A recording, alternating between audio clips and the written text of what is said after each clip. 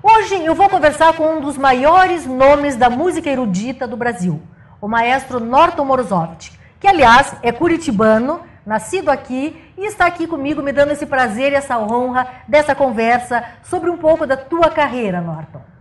Olá, Bernadette, olá, telespectadores, é um prazer estar aqui. Muito obrigada, é uma honra para mim receber você aqui no nosso programa Música no Ar. Eu falei que você é maestro, né, é regente, mas você começou a sua carreira como flautista. Sim. Você fez o curso aqui na Escola de Música e Belas Artes. Comecei aqui e em logo, Curitiba. Muito cedo, você já foi tocar na Orquestra Sinfônica Brasileira. Como é que foi essa tua ida lá para a orquestra? Então, é uma coisa curiosa, porque a gente estava naquele ambiente de música de Curitiba, nos anos 60, né? Vamos falar um pouquinho da época. A gloriosa época da Bossa Nova, né? Foi o início da Bossa Nova em Curitiba, onde tinham músicos excelentes vindo do Rio de Janeiro. E Curitiba foi um polo no final dos anos 50, né? Tinha uma atividade de casas noturnas e muitos músicos, e músicos onde se tocava excelentes. Bossa Nova. Eu cheguei a tocar contrabaixo Eu nessa já vi época. você tocando contrabaixo. Então eu comecei aqui com um grupo que se chamou Sanjás Trio. Sim, que depois virou no Sanjás Quintet. Depois virou Sanjás Quintet. O Sanjás Trio era composto pelo Hilton Ronald Alice, Alice e o Joãozinho Quiminazo, João Quiminazo. E eu e o João estávamos no Colégio Estadual do Paraná. Que também naquela época era forte nessa questão de arte. Estava começando a escolinha de arte, né? Tinha o Roaldo Roda, que era o professor ilustre. E eu me lembro que era uma escolinha de artes plásticas, né? Na verdade. E aí um dia eu fui falar com ele, disse, poxa, mas por que ele não faz uma atividade de música aqui e tal? Descobrimos que tinha um piano lá na torre do Colégio Estadual, e nessa época o diretor era o professor Eros Gradowski.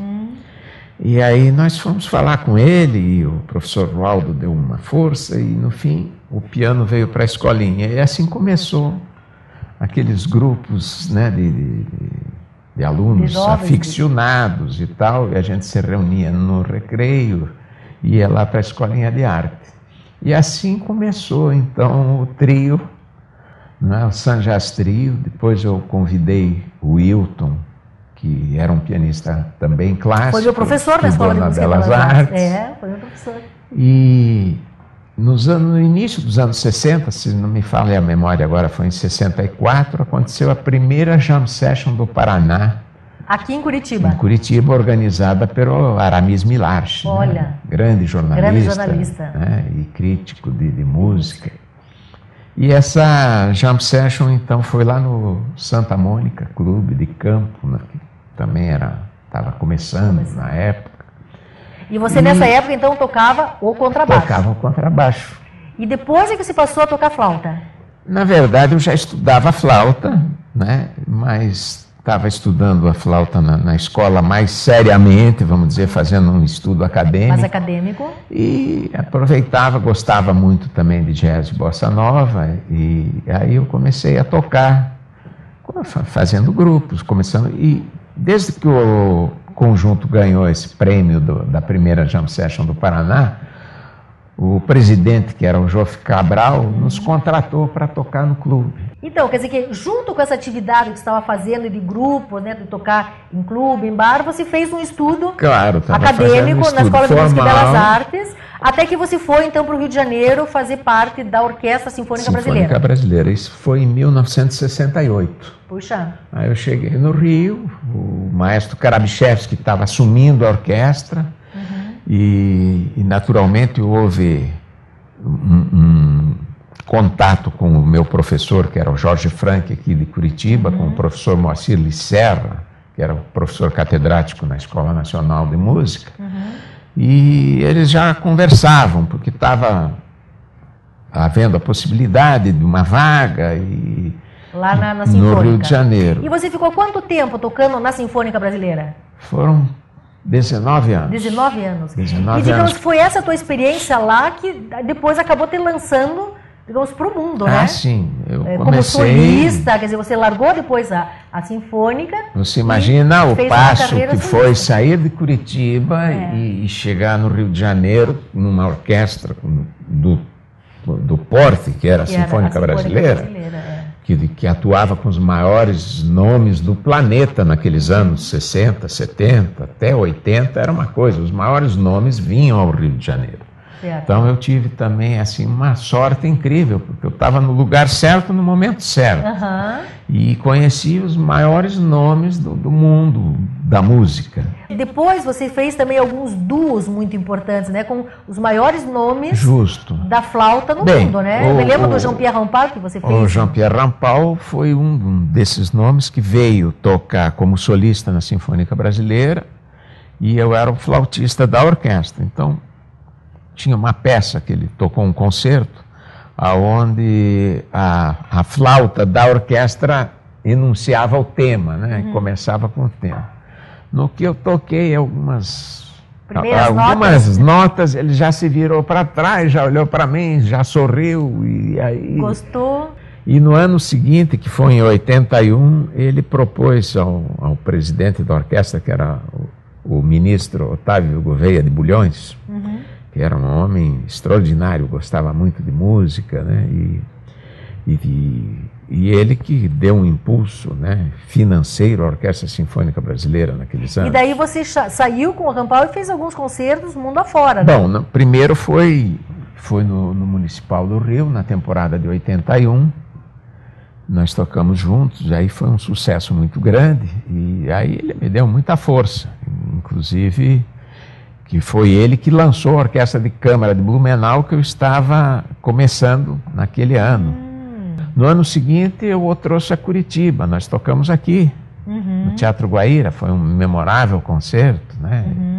E aí foram vários anos seguidos, né? Com essa amizade, a gente foi tocando junto, e aí a coisa começou a deslanchar, porque também uma orquestra do interior chegou em São Paulo, naquela época, no Teatro Municipal. Agora você está falando da Orquestra de Blumenau. De Blumenau, que foi lançada pelo Jean-Pierre Rampal. Nós dois tocando junto e eu regendo a orquestra.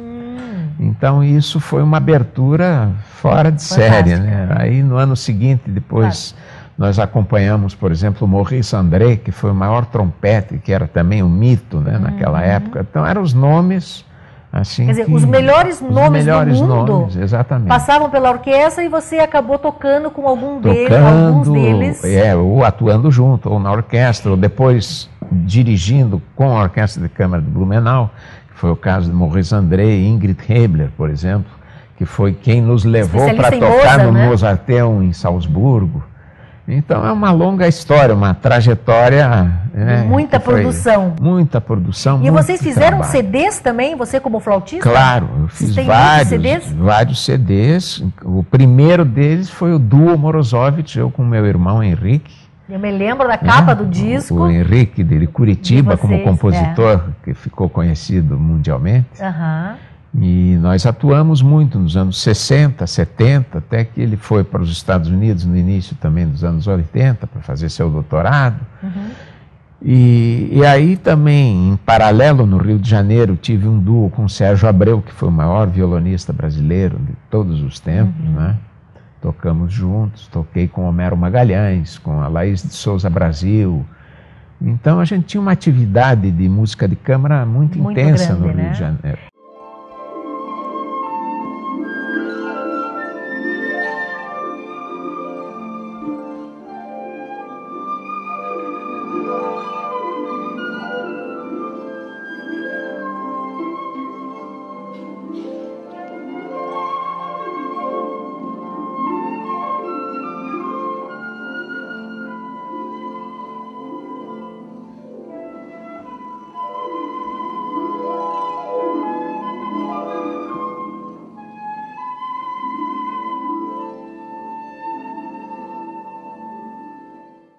todos esses CDs aqui são produções suas, né, Norton? São. Você tem o quê? Mais de 40 gravações? Em torno perto de 40 gravações, entre LPs e CDs. Entre os antigos 40. LPs de vinil. Sim, e começamos com os LPs. Claro. Uma época. E agora com os CDs, tanto como flautista, quanto depois também como regente, né? Exato. A partir desse momento que eu comecei a dirigir e criei a Orquestra de Câmara de Blumenau, e ela foi tomando assim uma proporção que eu nem imaginava, né? Porque a partir daquele momento desses grandes solistas, começaram a vir convites, sempre de São Paulo e Rio. É interessante, porque eram os grandes centros, né?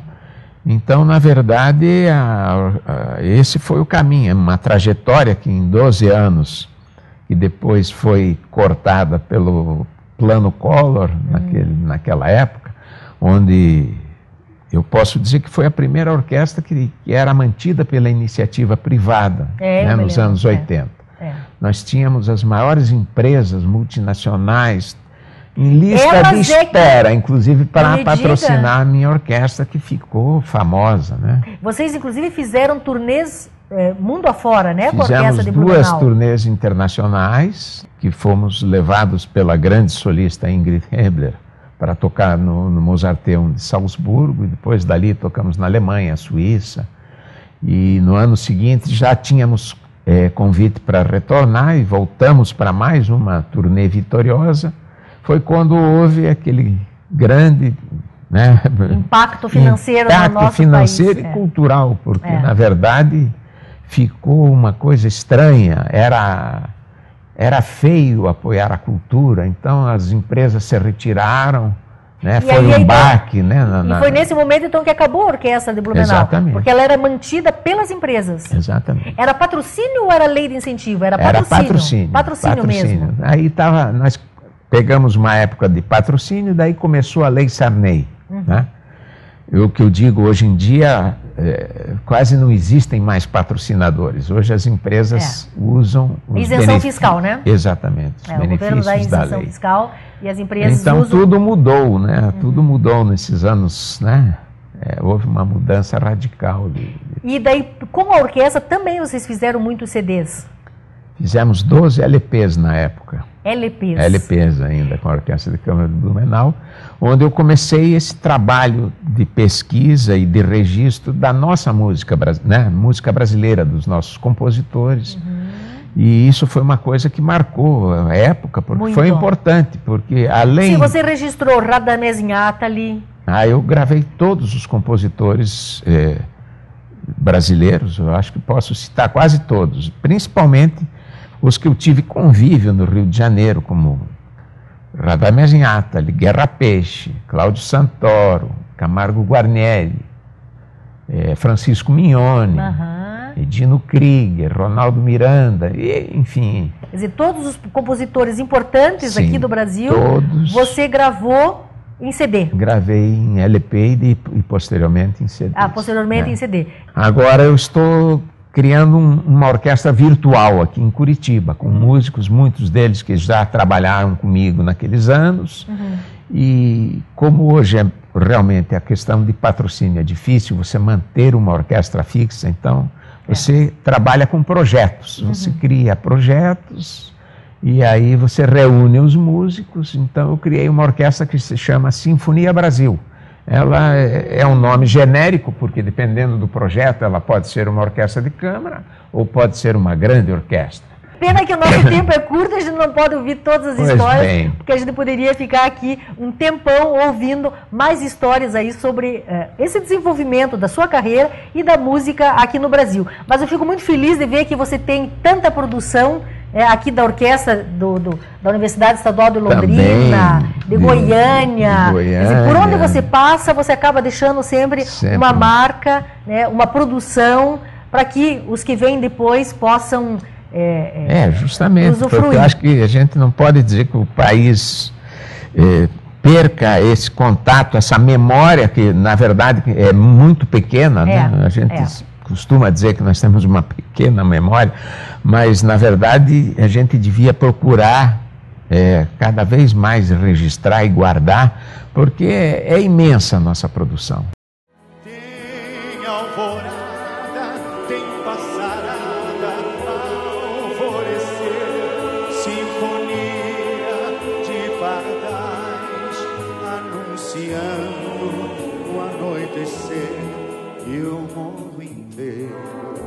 no fim do dia, rezo uma prece, Ave Maria, e o morro inteiro, no fim do dia, rezo uma prece, Ave Maria.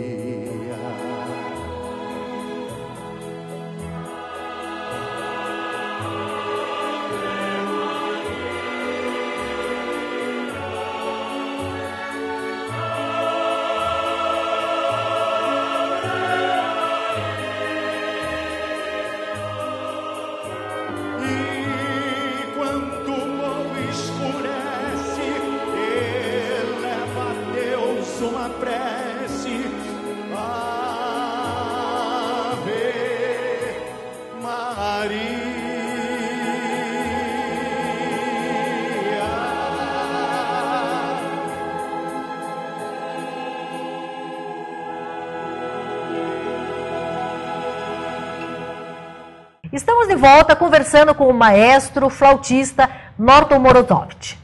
Norton, aqui no intervalo eu estava olhando os CDs que estão aqui na mesa e eu me dei conta que você foi inovador em várias coisas.